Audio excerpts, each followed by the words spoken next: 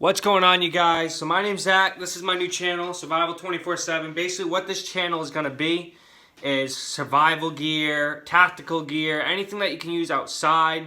So sleeping bags, knives, backpacks, water bottles, anything. And I mean anything. If you have any ideas, send it to me. I will look for them if they're affordable to what I can purchase at the time. If they're too expensive, it's going to take me longer to get them. I'll have to save up money for them because I'm not making money off this channel. It's a brand new channel. I'm starting fresh and see where this thing goes.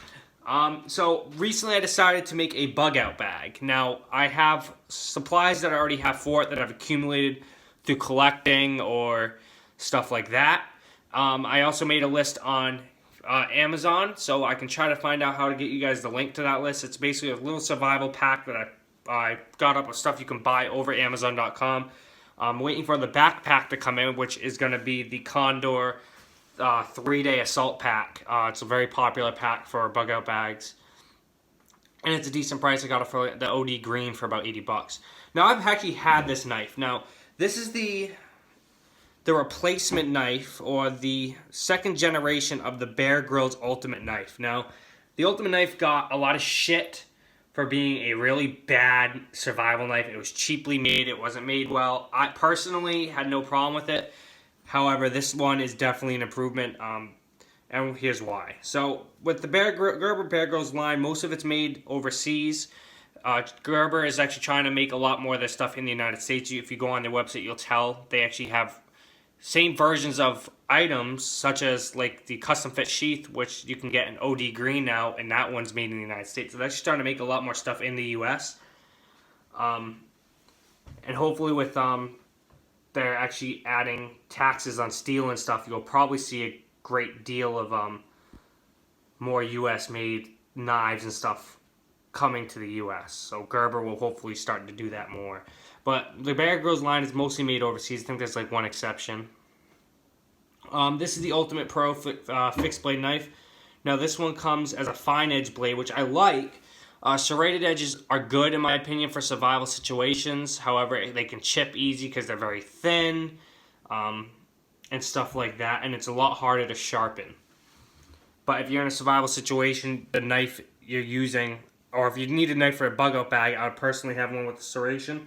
I actually will keep 2 fixed blade knives in a bug out bag. I have this one, and then I also have a Gerber LMF2 Infantry, which is 420 high carbon steel made in the US.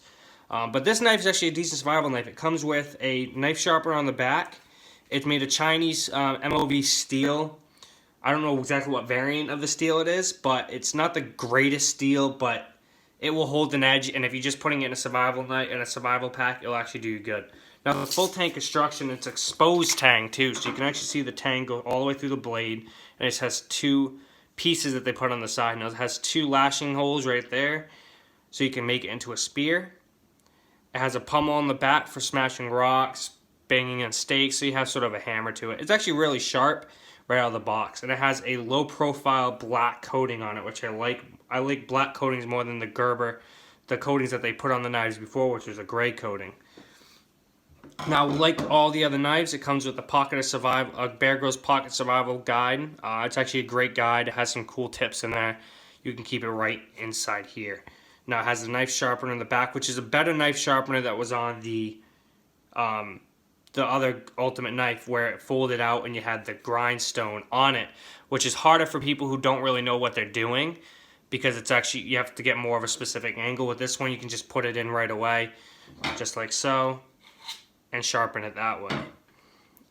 Sadly, it's not MOLLE compatible, which I wish it was, because my bug out bags are usually always MOLLE compatible, or always have MOLLE strappings on it, but this one does not. So overall, the knife's a great knife, and it also has a ferro rod for it as well, which you see I've actually put to some use, and it actually works pretty well. Not bad at all.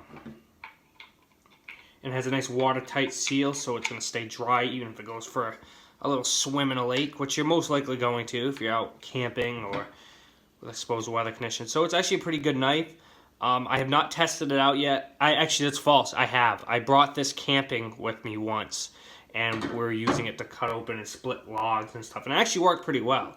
You might say, that's surprising, and I'm lying because the blade looks really good, but it's actually held up well. But I do know for a fact I did use it when we went camping. I didn't use it to the extreme. I actually used a Gerber strong arm, which is 420 high carbon steel, which is a great knife. Go check that out. We're going to be doing a review on that later on tomorrow, because today my parents are usually home. I still live with my parents. I'm in school. I'm only 20. Give you guys a little background knowledge on me. And basically, when they're home, I don't like to do videos because they're either working. My dad either works from home, and I don't like any of that, them walking in and talking because they don't realize I'm recording. And sorry about the mess right here. Usually in most videos, I will clear this up. However, I had a small window of opportunity to film, and I wanted to take it. So overall, this knife, it is made in China. The sheath's made in China as well. For a survival knife, I believe you can get this for maybe like $60 on Amazon. I'm not sure how much they're going for now. It's probably a little bit cheaper than it was when I bought it. Overall, it's a great knife, and I forgot to mention it has a little drainage hole here on the bottom as well. So overall, it's a great knife. I have no problems with it. If for a survival knife, am I going to say this is the best camping knife that you can have? No. I will take the Gerber Strong Arm over this knife every day, because the Gerber Strong Arm is 420 high carbon steel, which is usually a budget steel, and is a very durable knife though. I'm actually going to go get that knife right after this video, and we're going to do a review on the Gerber Strong Arm, which is probably one of my favorite knives in my collection. And you can see, and on this channel, if I'm not going to be able to give you all the specs on it, there's going to be more in-depth reviewers out there, such as like Gideon's Tactical, Survival on Purpose, Ultimate Survival, stuff like people like that, which will put out really great reviews. And one person I always go to is Gideon's Tactical, and he actually did a review of the Gerber Strong Arm. Go check that out before you check mine out, or go check it out after mine to get a little bit more review, more of an in-depth review on it. He has an area where he can go out and actually test out these knives. I don't have access to that right now. I want to boost this channel up before I really get into the extreme stuff. So go check that out. Thank you guys for watching. I hope you guys enjoyed. Like, favorite, subscribe, and I'm going to go get that knife. We're going to do another review. Thank you.